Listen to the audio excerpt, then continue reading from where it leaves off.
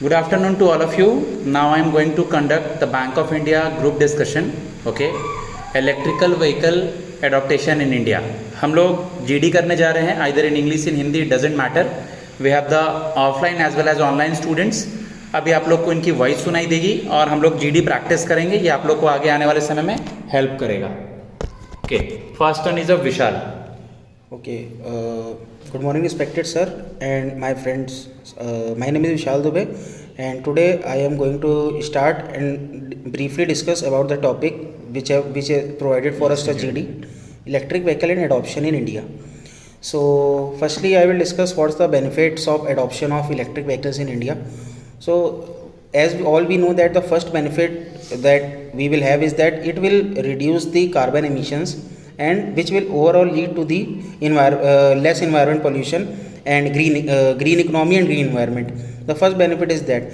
Second is that it is also environment friendly, and it can be built with the less cost as when compared to the petroleum vehicles or diesel vehicles, which are costly because they require the crude oil which comes in, then it gets refined, and there are various process for which by which these diesel run vehicles are run. So electric vehicle adoption is, I think, far more better, cheaper and better option for adoption. So this is my point, and I would say all my other friends to carry on the GD.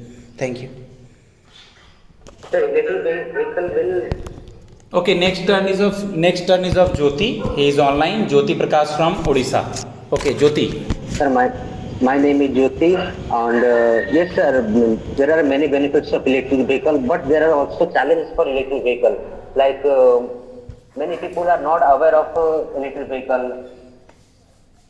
Also, there are not many charging points in India right now, so we should develop that. And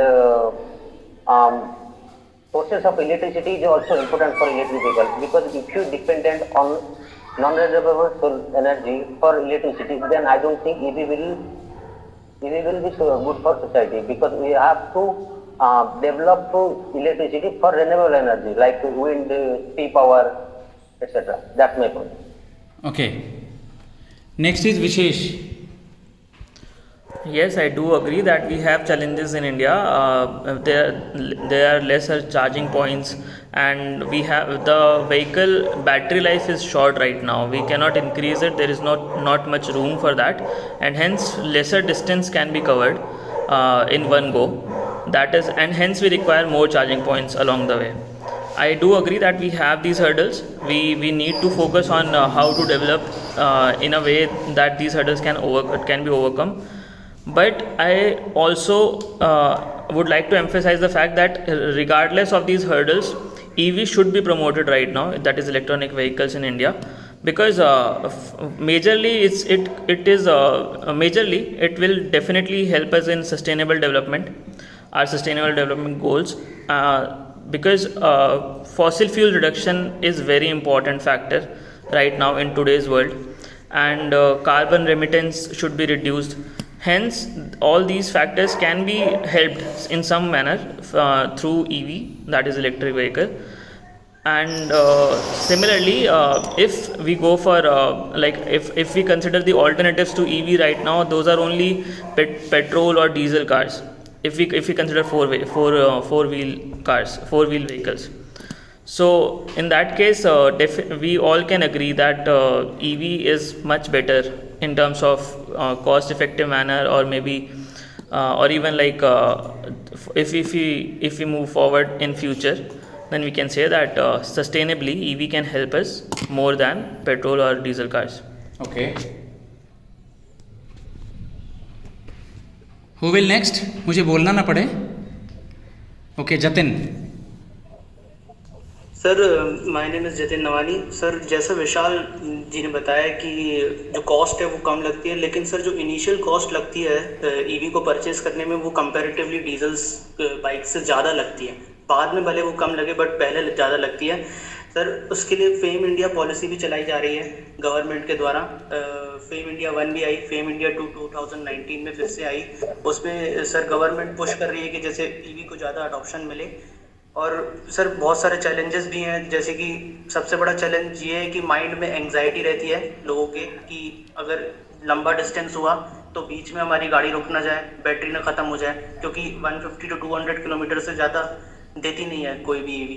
तो sir model की भी कमी है और range की भी कमी है, एंग्जाइटी है लोगों के अंदर कि अडॉप्शन कैसे किया जाएगा। तो मुझे लगता है कि सर ज़्यादा से ज़्यादा स्टेशंस अगर होंगे 20-25 किलोमीटर के आसपास हर क्षेत्र में, तभी इसको बढ़ावा दिया जा सकता है।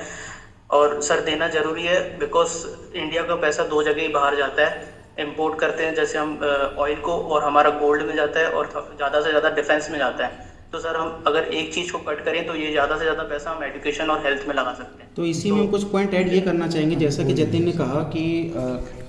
कि जतिन ने कहा कि मेरे फ्रेंड की जो एडॉप्शन है ये थोड़ा सा कॉस्टली स्टार्टिंग में, और एक हर्डल बताया है कि इसकी चार्जिंग स्टेशंस अवेलेबल नहीं है। ठीक है, तो इसी चार्जिंग स्टेशंस को इम्प्रूव करने के लिए अभी गवर्नमेंट एक पॉलिसी है जिसका नाम है बैटरी स्वैपिंग पॉलिसी, और ये विद इन 50 किलोमीटर्स के रेंज में हर 50 किलोमीटर के रेंज में बैटरी स्वैपिंग की आपको फैसिलिटी मिलेगी, जिसके तहत आप क्या कर सकते हैं कि आपको चार्जिंग की प्रॉब्लम नहीं है, आप सीधे अपनी बैटरी को स्वैप कर सकते हैं for the other chargeable battery.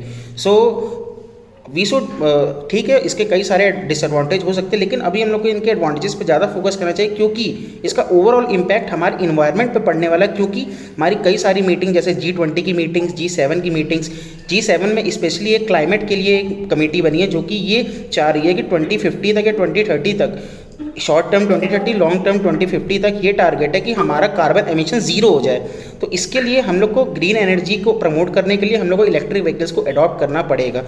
हाँ, मानते हैं कि इसमें कुछ हर्डल्स है। यस, आई एग्री विथ विशाल। इन्होंने कहा कि क्लाइमेट चेंज को लेकर के हमारे बहुत सारे जो कंट्री है एक दूसरे से मतलब इस पे बात कर रही है, क्योंकि बहुत ही ज्यादा क्लाइमेट खराब हो चुका है हम लोगों का। क्योंकि 2024 में कहा गया था कि हीट वेव आने वाला है, बट ऐसा लग रहा है कि 2023 में ही हीट वेव आ चुकी है। तो इससे एक अच्छा इनिशिएटिव है इलेक्ट्रिक व्हीकल को अडॉप्ट करना, इससे इको फ्रेंडली होगा, हम लोग का एनवायरनमेंट अच्छा रहेगा, और हेल्थ इशू जो बहुत सारे हो रहे हैं, फिर नॉइज पॉल्यूशन, ये सब बहुत कम होगा। और ये है कि चार्जिंग पॉइंट तो बहुत ही कम है, बट गवर्नमेंट धीरे धीरे इस पे काम कर रही है कि हर जगह मतलब चार्जिंग स्टेशन हो, और जैसे बीच में बैटरी का वो खत्म हो जाना, या फिर एक आग लगने वाला भी सिस्टम है कि वो शायद आग लग जाती है, तो वो सब चीज पे काम कर रही है कि ये सब चीज नहीं हो। बट अपने जैसे इन्वायरमेंट को अच्छा रखना, इको फ्रेंडली रखना, ग्रीन हाउस गैस एमिशन ये सब कम हो, फिर पेट्रोल डीजल इस सब पे जो हम लोग डिपेंडेंस है वो सब चीज कम हो, तो ये एक अच्छा इनिशिएटिव है। खुशी और विधि बाकी हैं, अभी प्रैक्टिस कर रहे हैं, इसलिए मैं बोलने पड़ रहा है मुझे। I am agree with Sanchita sir, ये अभी ये इनिशिएटिव लाना बहुत जरूरी है, क्योंकि हम देख रहे हैं हमारे इंडिया में बहुत ज्यादा पॉल्यूशन हो रहा है, और इलेक्ट्रिक व्हीकल जो कि इलेक्ट्रिसिटी से चलते हैं ये इसको कम करने में बहुत ज्यादा कारगर साबित होंगे।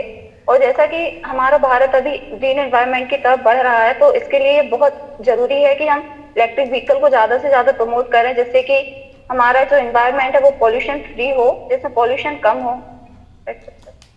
खुशी, you want to say something? Yes sir. Okay.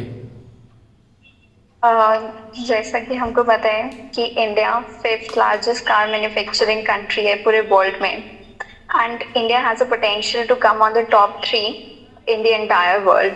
तो अभी कार मैन्युफैक्चरिंग में हम बेसिकली ट्रांसपोर्टेशन रेवोल्यूशन लाना चाहते हैं, जो कि आ सकता है पब्लिक ट्रांसपोर्टेशन से, railway increase in the railways, and also increase in the railway networks and better car से यहाँ पे हमारा मतलब है इलेक्ट्रिक व्हीकल। अगर electric vehicle basically electric vehicle को पुश मिला था ड्यूरिंग द पेरिस अग्रीमेंट, जो कि पेरिस अग्रीमेंट में इलेक्ट्रिक व्हीकल को पुश मिला था, क्योंकि उस टाइम ठीक है Sir, I want to add one point. Okay Jyoti. Sir, Add karo. recently government decreased their subsidy in electric vehicle. Initially they started 40% of the bike price in subsidy, but recently they decreased it to 15%. So government should increase that subsidy so more people can afford that electric vehicle and agree to buy. Sir बिल्कुल, जैसा कि आप लोगों ने जो भी points बोले हैं, ठीक है, मैं मौका सबको दे रहा हूँ। The main thing is this, सबसे पहले इसको मेन मोटिव हम लोग का क्या है ईवी व्हीकल को लाने का, इन्वायरमेंट फ्रेंडली बनाना, Environment friendly, carbon सबसे emission पहला को zero कार्बन करना। एमिशन को जीरो करना। और सस्टेनेबल डेवलपमेंट का एक गोल भी है कार्बन एमिशन। बिल्कुल एसडीजी के अंदर एक चीज, ओके बोलिए, जतिन कुछ बोलना चाह रहे हैं, बोलिए, पहले आप बोलिए। सर जैसे G20 की मीटिंग हर शहर में हुई है, कभी कश्मीर में हुई है तो कभी कन्याकुमारी में हुई है, तो सर उत्तराखंड में, जगह सब हर जगह 20-20 गाड़ियां जाती हैं गवर्नमेंट की, एक गाड़ी नहीं जाती, 20 के साथ 25 गाड़ियां जाती हैं। सर अगर वो भी अडॉप्शन करें ईवी का तो एक इन्वायरमेंट बनेगा कि हाँ गवर्नमेंट खुद यूज कर रही है तो लोग ज्यादा यूज करेंगे। जैसे अभी इसके यूपी में बारे सर में अभी एक हुआ है article कि भी सर newspaper यूपी के में- डिपार्टमेंट्स में ईवी को अडॉप्शन दे रहे हैं कि यूपी की गाड़ियां जो चलेंगी गवर्नमेंट वाली उसमें ईवी ज्यादा चलेंगी। तो सर अगर गवर्नमेंट सामने से खुद आके ये करेगी तो उनको Good. नीड पड़ेगी ईवी स्टेशंस की, तो वो जब खुद के लिए कर सकते हैं तो वो हमारे लिए पहले बाद में करेंगे, पहले वो खुद का देखते हैं। तो मुझे ऐसा लगता है कि सर अगर वो खुद करेंगे तो ज़्यादा प्रभाव पड़ सकता है। नहीं, मतलब कहने का मतलब है उसका ये राय है कि फॉर एग्जांपल गवर्नमेंट अगर यूज़ करेगी तो उनको ज़रूरत पड़ेगा फ्यूल स्टेशन वगैरह का। ठीक है, किसी को वाइंड अप करना है? सर मैं ओके विशेष, बाकी और भी कोई बोलना चाहे तो। जैसा आप सभी मेरे दोस्तों ने कहा कि ये कुछ बेनिफिट्स भी हैं और कुछ हर्डल्स भी हैं इंडिया के सामने ईवी के लिए, इंडिया में अडेप्टेशन के लिए। इसमें मैं यही कंक्लूड करूँगा कि हमें ईवी को प्रमोट करना चाहिए बिकॉज़ वो सस्टेनेबल डेवलपमेंट में हेल्प करेगा, एनवायरनमेंट के लिए हेल्पफुल है और कार्बन एमिशन रिड्यूस करेगा। हर्डल्स हैं बट वो हर्डल्स जैसा अभी आप सबने पॉइंट्स रखे कि हम चार्जिंग पॉइंट्स इंक्रीज़ करके, हम बैटरी लाइफ इंक्रीज़ करके, डिस्टेंसेस बढ़ा के और सब्सिडीज़ दे के हम वो हर्डल्स रिमूव कर सकते हैं या फिर एटलीस्ट रिड्यूस कर सकते हैं। तो this is how it can help. एक सिमिलर इनिशिएटिव अभी दिल्ली गवर्नमेंट का भी आ चुका है, मैं दिल्ली से ही हूँ, तो वहाँ पे अभी इलेक्ट्रिक बसेस स्टार्ट हो चुके हैं ट्रांसपोर्ट सिस्टम के लिए। तो वो मतलब मेरा मतलब है कि अगर पब्लिक ट्रांसपोर्ट भी अगर इलेक्ट्रिक व्हीकल होगा तो this will be very helpful because one, कोई अपनी इंडिविजुअल पर्सनल कार यूज़ नहीं कर रहा है, पर्सनल व्हीकल यूज़ नहीं कर रहा है, एंड सेकेंड उसके साथ साथ हम पब्लिकली, जैसे अभी जतिन मेरे फ्रेंड ने कहा था कि अगर वो खुद इनिशिएटिव लेंगे तो फिर पब्लिक ज़्यादा अवेयर होगी और पब्लिक को पता लगेगा। तो आई बिलीव कि ऐसे इनिशिएटिव्स हमें हेल्प करेंगे which will help to promote EV in India. Okay guys, आप लोगों ने अपना वैल्यूएबल पॉइंट्स रखा, ठीक है। और मैंने जो ये रिकॉर्डिंग करी है ये आप इससे हेल्प ले सकते हैं और आप जीडी में पार्टिसिपेट कर सकते हैं। मेरा नंबर है 7503235358। घबराना नहीं है। First of all the second thing is try to read the newspaper, it will help you guys adding more and more points, and Hindi and English is not a barrier. Okay guys, फिलहाल के लिए इतना ही, धन्यवाद।